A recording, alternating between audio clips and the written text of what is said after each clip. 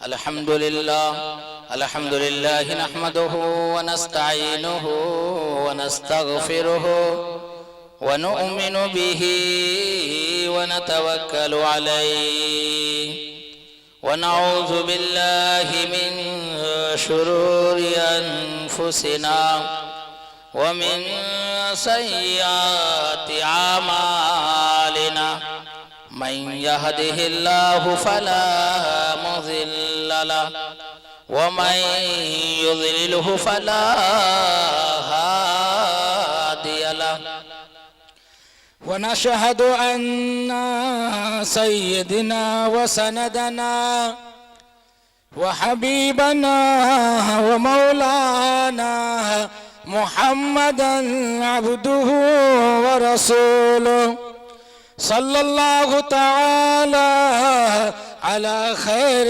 खल्किही मुहम्मदिन व अला आलिही व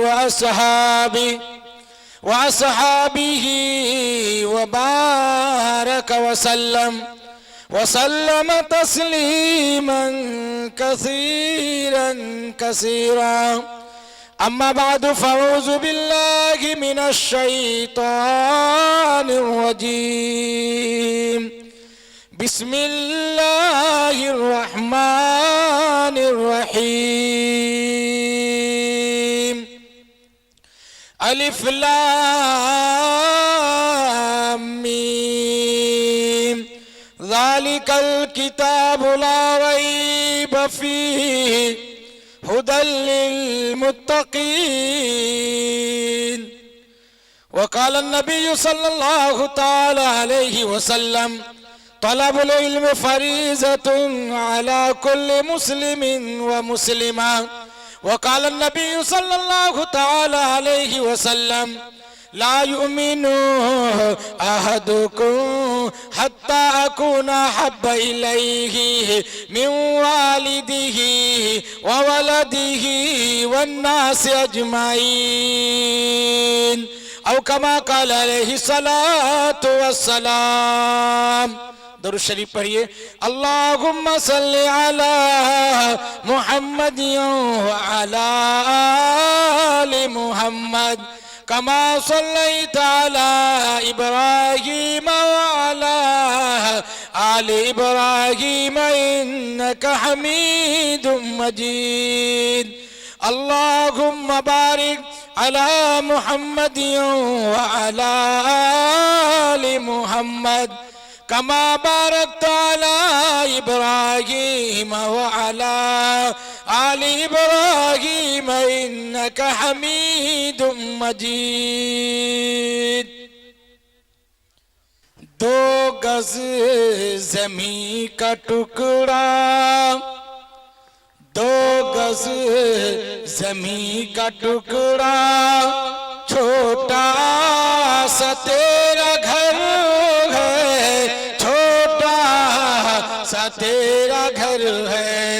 दुनिया के ए मुसाफिर, दुनिया के ए मुसाफिर, मंजिल तेरी कब्र है, मंजिल तेरी कब्र है। तय कर रहा है जो तू, तय कर रहा है जो तू, दो दिन का ये सफर है, दो दिन का ये सफर है। दुनिया बनी है जब से, दुनिया बनी है जब से, लाखों करोड़ आए, लाखों करोड़ आए, बाकी रहा न कोई, बाकी रहा न कोई। मिट्टी में सब समाए, मिट्टी में सब समाए। दुनिया के ए मुसाफिर, दुनिया के ए मुसाफिर, मंजिल तेरी कब्र है, मंजिल तेरी कब्र है। मेरे मोहतरम बुजुर्गों, दोस्तों, अजीज साथियों, पर्दा नशीन मेरी माँ और बहनों, अल्लाह रब्बुल इज्जत का बेपनाह एहसान और करम हुआ कि परवरदिगार ने हम सबको इस दीनी महफिल में आने की तौफीक इनायत फरमाई और दीनी बातों को सुनने की भी तौफीक इनायत फरमाई। दुआ कीजिए कि अल्लाह ताला हम सबको कहने और सुनने से ज्यादा अमल करने की तौफीक इनायत फरमाए। हम लोग जियाउल ईमान के मकतब के निस्बत पे यहाँ पे जमा है। कौन सा मकतब, कौन सी जगह, कौन सा मदरसा, कौन से मकतब?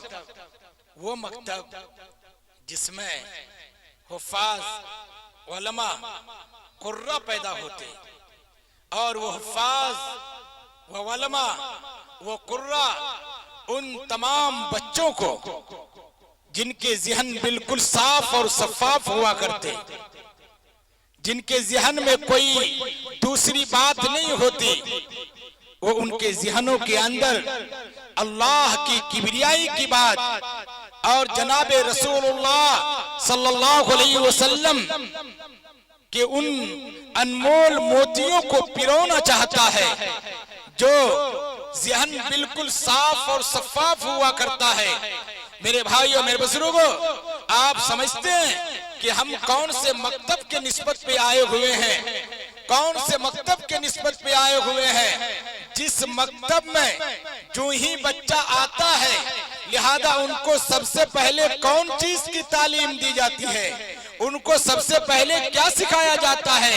आपको मालूम होना चाहिए कि मकतब के अंदर सबसे पहले जिस चीज की शुरुआत की जाती है वो अल्लाह के नाम के साथ शुरुआत की जाती है। और वो उस्ताद पढ़ाते हैं, उलमा पढ़ाते हैं, हुफ्फाज पढ़ाते हैं कि बेटा पढ़ो बिस्मिल्लाहिर रहमानिर रहीम।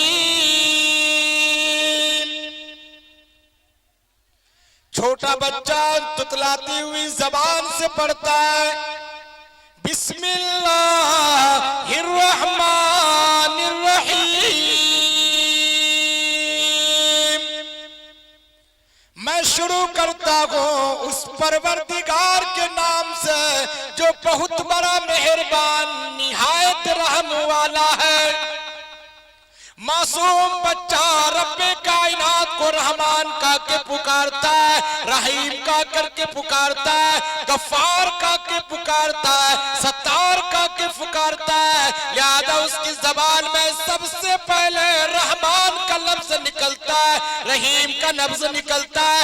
और मुसलमानों, सीने में हाथ ले लो और तू गौर किया करो, क्या इस बच्चे के बाप अगर दुनिया से चला जाए, क्या इसकी माँ दुनिया से चली जाए, इनके बहन दुनिया से चली जाए, इनके भाई दुनिया से चला जाए, इनके रिश्तेदार दुनिया से चले जाए और इसके खानदान वाले रिश्तेदार और सारे के सारे लोग इसके दुनिया से चले जाए, क्या बच्चा अल्लाह को रहमान और रहीम का के पुकारे?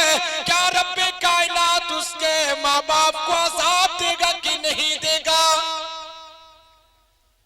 कसम खुदा के, इधर बच्चा अल्लाह को रहमान करके पुकारेगा, रहीम करके पुकारेगा, रब्बे कायनात कहेगा ऐ फरिश्ते देखो, अरे फलाने के बच्चे मुझे रहमान करके पुकारता है, रहीम करके पुकारता है, तुम गवाह रहो इस बच्चे के सच्चे तुफेल में हम इसके सारे, इनके माँ बाप के सारे गुनाहों को माफ करते हैं। वो बच्चे, वो मकतब के निस्बत पे हम लोग आए हुए। और अगर यही बच्चा किसी स्कूल में चला जाए, कॉन्वेंट में चला जाए या किसी और कॉलेज में चला जाए, आप ये बताइए कि ये बच्चा क्या वो डॉग में कुत्ता नहीं पढ़ेगा? क्या सेफ्टी कैट में बिल्ली नहीं पढ़ेगा? क्या रेट में चूहा नहीं पढ़ेगा? मुसलमानों, याद रखो, अरे इन मकतबों का हैसियत और इस मकतबों की असमत आपको उस वक्त मालूम होंगे जबकि किसी के अगर 5 बेटा है और उसका बाप इंतकाल हो गया और अपने बेटे को इन्होंने एक को डॉक्टर बना दिया, एक को इंजीनियर बना दिया, और एक को प्रोफेसर बना दिया, और एक को मास्टर बना दिया, और एक जो सबसे छोटा था लिहाजा उनको हाफिज कुरान बना दिया। आप बताइए, अब अपने सीने में हाथ रख करके आप सोचिए और इस बात की फिक्र कीजिए, क्या मुसलमानों, अगर आपका इंतकाल हो जाए, आपका इंतकाल हो जाए और एक जम्मे गफीर मजमा हो जाए, जनाजे की नमाज पढ़ने के लिए आ जाए, आप अपने सीने में हाथ रख करके गौर कीजिए कि आपके जनाजे की नमाज कौन पढ़ाएगा। लिहाजा आपके आगे सामने कौन सा आदमी खड़ा होगा? क्या जो बेटा आपका डॉक्टर है, बड़ा बेटा डॉक्टर है, क्या वो खड़ा होगा? नहीं हो सकता। क्या जो इंजीनियर है वो खड़ा होगा? नहीं होगा। क्या जो प्रोफेसर है वो खड़ा होगा? नहीं होगा। जो मास्टर है क्या वो खड़ा होगा? नहीं होगा। कसम खुदा की सारे लोगों की नजरें इस बात के ऊपर उठेगी, क्या रे वो छोटा बेटा जिसकी उम्र 18 साल की है, कि वो छोटा बेटा जिसके कपड़े सही नहीं है और जिनकी टोपी सही नहीं है, जो गंदे और मैले और कुचेले के अंदर रहा करता है, लिहाजा उस बेटे को तलाश किया जाता है और सारे लोगों की निगाहें उस बच्चे के ऊपर पड़ती है जो बच्चा हाफिज कुरान हुआ करता है और जिसके सीने में कुरान मुकद्दस उतरा हुआ होता है और जिसके दिल के अंदर कुरान के तफसीर हुआ करते हैं और जिनकी जबान के अंदर अल्लाह और अल्लाह के नबी की बात हुआ करती है। लिहाजा सारे लोगों की निगाहें उस बच्चे के ऊपर पड़ती है कि आज जनाजे की नमाज वही बच्चा पढ़ाएगा। मेरे भाई और मेरे बुजुर्गों, जिस बच्चे के ऊपर आपने 50 रुपया महीना खर्च किया और जिस बच्चे के ऊपर आपने 50 रुपया 100 रुपया महीना खर्च किया, मगर मरने के बाद ही फौरन अगर किसी बच्चे की जरूरत पड़ती है और किसी औलाद की जरूरत पड़ती है तो आपको वो डॉक्टर साहब की जरूरत नहीं पड़ती जिसको आपने करोड़ों रुपए खर्च करके पढ़ाया है और आपने ये लाखों रुपए खर्च करके आपने इंजीनियर और डॉक्टर बनाया। लिहाजा उसकी जरूरत नहीं पड़ती, बल्कि अगर जरूरत पड़ती है तो उसी हाफिज कुरान और आलिम दीन की जरूरत पड़ती है, उसकी निस्बत भी आप आए। मेरे भाइयों मेरे बुजुर्गों, क्यों नहीं कि वो बच्चा जो हर्फ भी पढ़े, एक एक हर्फ भी पढ़े कुरान करीम का। प्यारे हबीब सल्लल्लाहु ताला अलैहि वसल्लम ने इरशाद फरमाया कि लोगों, जो आदमी कुरान मुकद्दस के एक हर्फ पढ़ा करता है उसके नामे अमाल में 10 नेकियां लिखी जाती है। अगर कोई पढ़ता है अलिफ लाम मीम,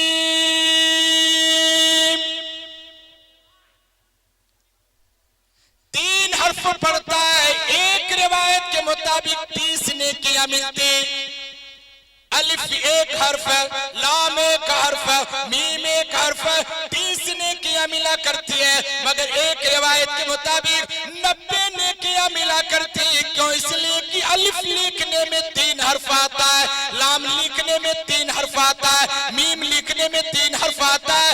इस एतबार से 9 हर्फ हुए, लिहाजा 90 नेकियां उसके नामे अमाल में लिखे जाते हैं। उस किताब को पढ़ा जाता है, लिहाजा जिस किताब को पढ़ने में घर में बरकत हुआ करती है, लिहाजा जिस किताब के पढ़ने में ईमान की हलावत हुआ करती है, लिहाजा जिस किताब के पढ़ने में भूख मिट जाती है, लिहाजा जिस किताब के पढ़ने में प्यास बुझ जाती है, जिस किताब के पढ़ने में सुकून मिला करता है, जिस किताब के पढ़ने में लिहाजा पूरे चैन और सुकून की जिंदगी बसर करता है। लिहाजा जिस किताब के बारे में परवरदिगार कुरान करीम के अंदर फरमाया अलिफ लाम मीम ज़ालिकल किताबु ला रैब फीह,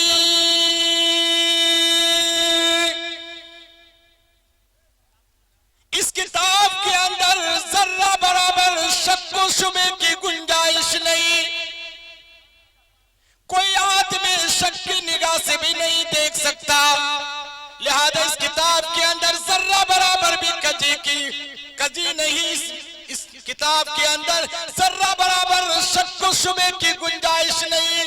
ऐसी किताब को ये बच्चा पढ़ता है, मगर अल्लाह रब्बुल इज्जत इस किताब के पढ़ने वाले की इतनी बड़ी इज्जत किया करता है कि आप दुनिया के अंदर आप तलाश करेंगे कि डॉक्टर भी अरे भूखे तो मर गया है, लिहाजा इसकी तारीख शाहिद है, और इंजीनियर भी भूखे मर गया है, लिहाजा इसकी भी तारीख शाहिद है, प्रोफेसर भी लिहाजा भूखे इस दुनिया से चला गया है, इसकी तारीख भी शाहिद है। मगर कुरान करीम के पढ़ने वाला कभी भूखा नहीं मर सकता, लिहाजा कुरान करीम के पढ़ने वाला कभी प्यासा नहीं मर सकता है। क्यों? इसलिए कि ये कुरान का मोजिजा है, ये कुरान का एक सनात है, ये कुरान का एक पहचान है, लिहाजा कुरान की ये अजमत है। मेरे भाइयों मेरे बुजुर्गों, आप दिल्ली के अंदर देखेंगे कि आप चोर बाजार के अंदर कोई तो कहीं जो ये चाकू बेचता हुआ नजर आएगा, लिहाजा कोई और सामान बेचता हुआ नजर आएगा, मगर आपको कहीं नहीं मिल सकता है कि चोर बाजार के अंदर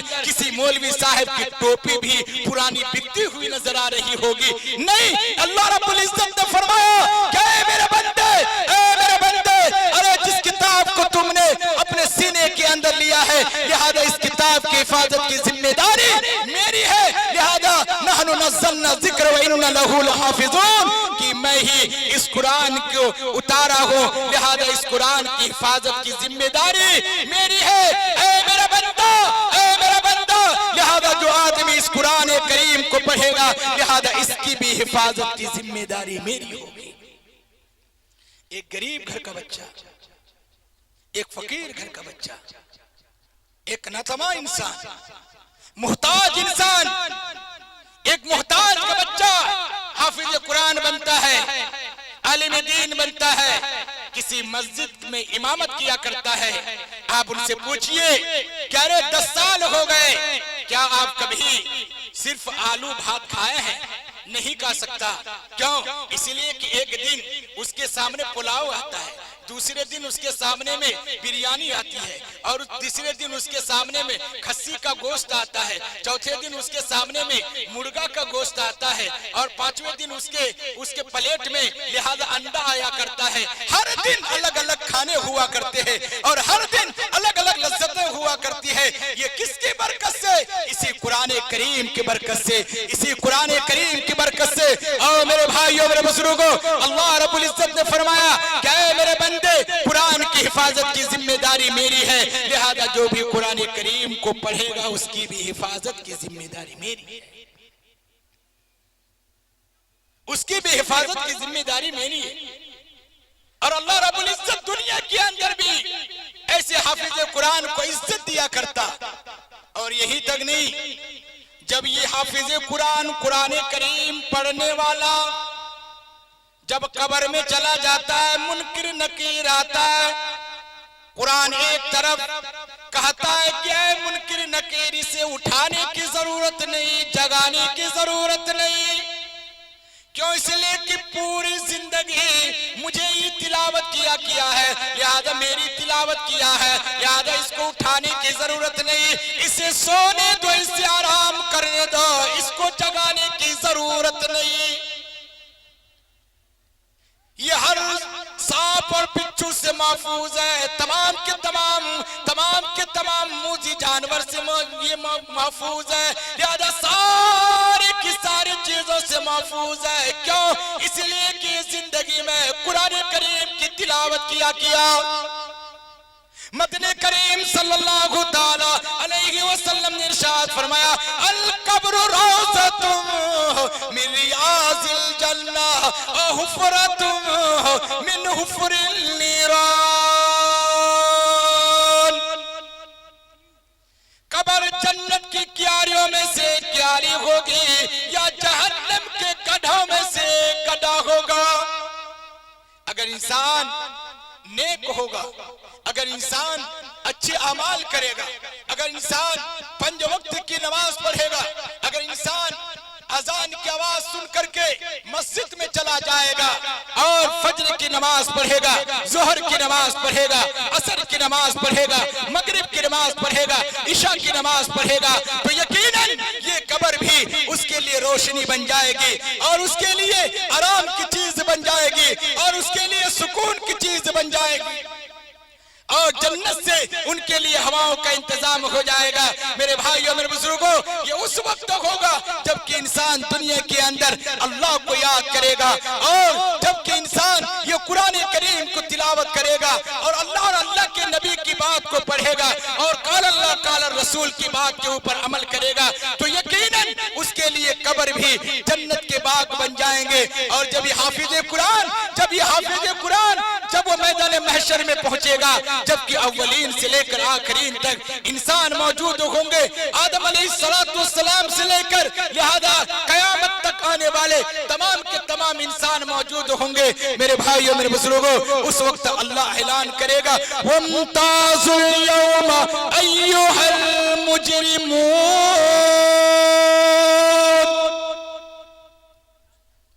ऐ मुजरिमों तुम अलग हो जाओ, ऐ गलत इंसान तुम अलग हो जाओ। तमाम के तमाम नेक लोगों को अलग कर लिया जाएगा और उस दिन एक एक आदमी से सवाल किया जाएगा। और लोगों, आज जबान से कोई आदमी सवाल का जवाब दिया करता है, लिहाजा उसकी जबान बोलती है और आज ये जबान से कहा करता है और उसके मुंह से आवाज निकलती है, मगर कल कयामत के दिन परवरदिगार फरमाता है, अल-यौमा नख्तिमु अला अफ़वाहिहिम व तुकल्लिमुना अयदीहिम व तशहदु अर्जुलुहुम बिमा कानू यक्सिबून। उस दिन मेरे भाइयों मेरे बुजुर्गों, जबान बंद कर दी जाएगी और ये हाथ गवाही देंगे, ये पैर गवाही देगा और ये सारे के सारे आज़ा गवाही देंगे कि ये हाथ से तुमने कौन सा अमल किया और ये पैर से तुमने कौन से अमल किए, ये आज़ा से तुमने कौन से अमल किया। ये सारी की सारी चीजें कल कयामत के दिन गवाह बनेगी। और मेरे भाइयों मेरे बुजुर्गों, क्या हम ये कुरान को इस हाथ से छुएंगे? कल कयामत के दिन ये हाथ भी गवाही देगा, ऐ रब्बे कायनात, ऐ रब्बे कायनात। लिहाजा इस हाथ को देखिए कि इस हाथ से ये कुरान हमेशा छुआ करता था, ये कुरान हमेशा पकड़ता था। लिहाजा ये हाथ भी कल कयामत के दिन गवाही देंगे और अल्लाह रब्बुल इज्जत फरमाएगा, अल्लाह रब्बुल इज्जत कहेगा, ऐ हाफिज कुरान, ऐ कुरान करीम के पढ़ने वाले, ऐ कुरान करीम को सुनने वाले, ऐ कुरान करीम को याद करने वाले, ऐ कुरान करीम को अपना वरना बिछौना करने वाले, सुन लो, अरे आज तो अव्वलीन से लेकर आखिरीन तक इंसान मौजूद है। लिहाजा तख्त सजाया जाएगा और हाफिज कुरान को बुलाया जाएगा और यही तक नहीं बल्कि उसके माँ बाप को भी बुलाया जाएगा और उसके ऊपर खर्च करने वाले को भी बुलाया जाएगा। और अल्लाह रब्बुल इज्जत कहेगा क्या रे, हाफिज कुरान के ऊपर में सर का तो ताज रखा ही जाएगा, सर में ताज रखा ही जाएगा। लिहाजा उसके माँ बाप को 2 जोड़े कपड़े पहनाए जाएंगे। कितने जोड़े? 2 जोड़े कपड़े पहनाए जाएंगे, 2 जोड़े। उसके माँ बाप को 2 जोड़े कपड़े पहनाए जाएंगे।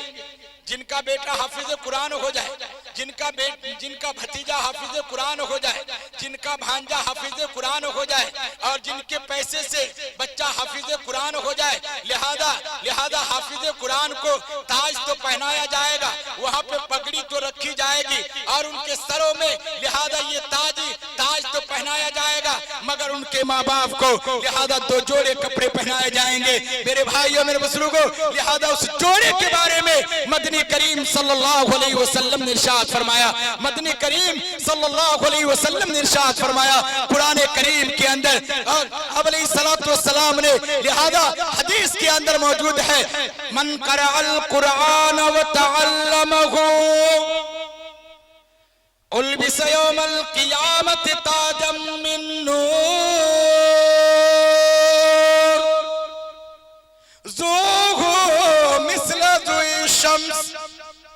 मदनी करीम सल्लल्लाहु ताला अलैहि वसल्लम ने इरशाद फरमाया, ओ मेरी प्यारी उम्मतियों, जिनका बेटा हाफिज कुरान हो जाए, जिनका बेटा कुरान करीम की तिलावत किया करे, लिहाजा जो आदमी कुरान करीम पढ़ा करे, उनके बदन में ऐसे ताज रखा जाएगा, ऐसे जोड़े पहनाए जाएंगे कि उसकी रोशनी इतनी होगी कि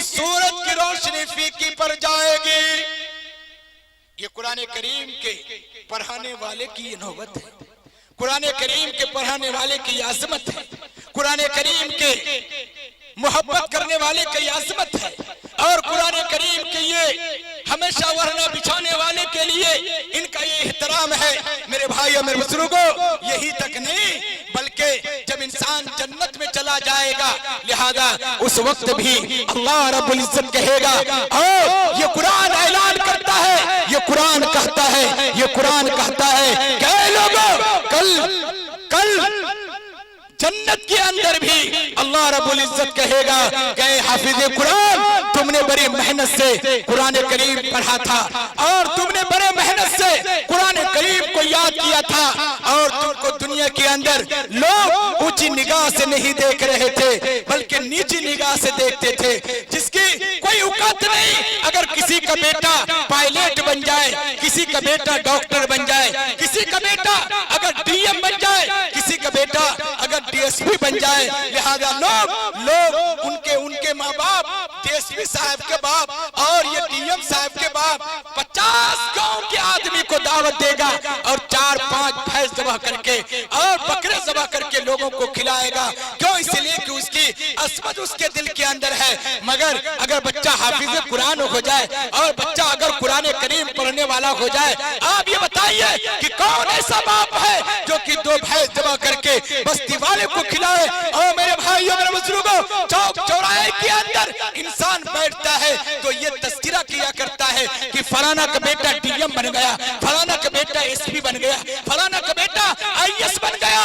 कसम खुदा की, ऐ मुसलमानों, तेरी ज़मीर मिट गई, लिहाजा तेरी ज़मीर खत्म हो गई। तुम्हें तो ये ऐलान करना था, लिहाजा तुझे तो ये तस्करा करना था, चाय की दुकान पे, होटलों में और पान की दुकान में इस बात का ऐलान करना था और तस्करा करना था कि फलाना का बेटा हाफिज कुरान हो गया। और मेरे भाइयों मेरे बुजुर्गों, अरे ये बच्चा एक नुक्ता को याद किया है और एक हर्फ को याद किया है और एक गुन्ना को याद किया है, एक इक्फा को याद किया है, और हर एक चीज को याद करके कि ये पूरे कुरान करीम 30 पारे न मालूम कैसे याद किया होगा कि ये जब बच्चा ये 7 साल की उम्र का होता है तो ये बच्चा हाफिज कुरान होता, 10 साल की उम्र का होता है तो ये सीने पे ये मुकद्दस कुरान करीम को उतारता है। लिहाजा इसके ऊपर बाप को फख्र नहीं, इसके ऊपर चचाओं को फख्र नहीं, इसके ऊपर मामू को फख्र नहीं, और इसके ऊपर किसी समाज को फख्र नहीं। अगर फख्र है तो किसी के बच्चा अगर डीएम हो जाए,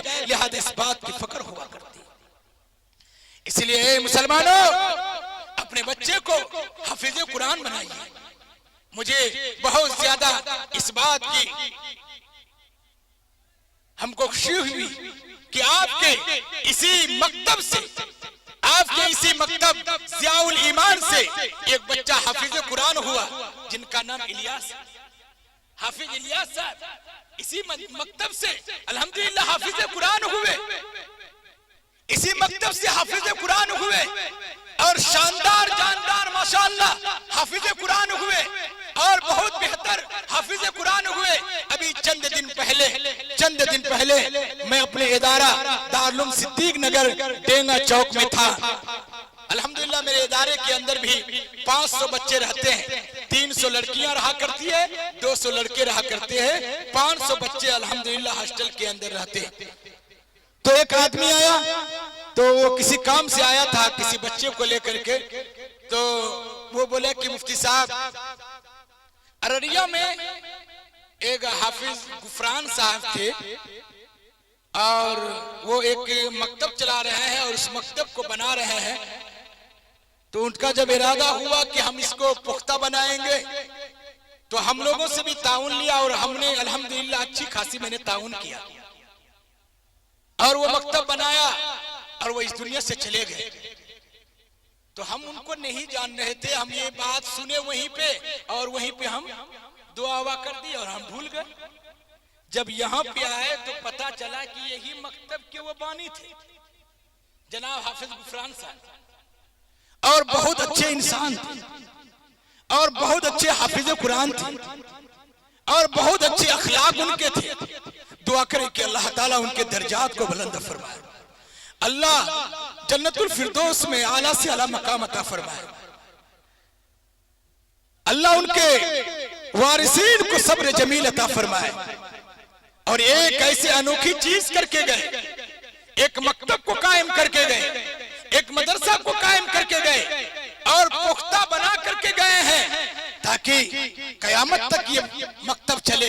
यहाँ पे कुरान की तालीम हो, यहाँ पे हदीस की तालीम हो, यहाँ काल अल्लाह बोला जाए, यहाँ काल रसूल बोला जाए, यहाँ पे आप अलैहिस्सलाम के सुन्नत को लिहाजा पहचानवाया जाए, आप अलैहिस्सलाम के सुन्नत को याद करवाया जाए और यहाँ पे तरीके रसूल को सिखलाया जाए, यहाँ पे अहकामे रसूल को नाफिज किया जाए। और मेरे भाइयों मेरे बुजुर्गों, मेरे भाइयों मेरे बुजुर्गों, ये देखिए हाफिज गुफरान साहब के मोहब्बत में जो कि वो मकतब को कायम किए और उसकी मोहब्बत में लिहाजा मकतब के नाम से इन्होंने 200 रुपया दिया है। अल्लाह रब्बुल इज्जत इन पैसे को अल्लाह बेहद कबूल फरमा ले। या अल्लाह इस 200 रुपया को 2 लाख में तब्दील फरमा दे। या अल्लाह हाफिज साहब को इस पैसे के बरकत से या अल्लाह जन्नतुल फिरदौस में आला से आला मकाम अता फरमा। देने वाले के मरहुमीन के अल्लाह बाल बाल मग़फ़िरत फरमा। अल्लाह उनके मरहुमीन को जन्नतुल फिरदौस में आला से आला मकाम अता फरमा। माशाअल्लाह एक साहिब ने इस मकतब के लिए 200 रुपया दे दिया। कितने रुपया दिए? 200 रुपया दिए। अगर कोई आदमी है बोलिए कि उस मकतब के लिए 2000 रुपया दे दे, कम से कम 2000 रुपया दे दे। ये नुमान अख्तर दुआ करेगा, हाफिज अकबर साहब दुआ करेंगे, मुफ्ती हुमायूं इकबाल साहब दुआ करेंगे, तमाम लोग दुआ करेंगे।